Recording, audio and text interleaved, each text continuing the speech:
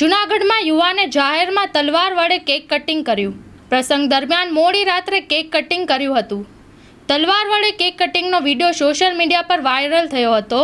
ટીંબાવાડી વિસ્તારમાં જાહેરમાં તલવાર વડે કેક કટિંગ કર્યું હતું. વિડીયોના આધારે પોલીસે તલવાર વડે કેક કટિંગ કરનાર સામે કાર્યવાહી હાથ ધરી હતી. સાદાબ સુમરા નામના શખ્સ સામે પોલીસે ફરિયાદ નોંધી હતી. તલવાર વડે કેક કટિંગ કરનાર યુવકે માફી પણ માંગી હતી. મારું નામ સાદબભાઈ આરબભાઈ સુમરા.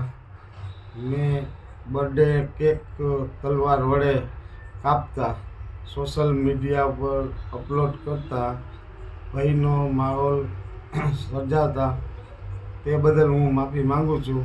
આવી ભૂલો ન કરતા તમે પણ.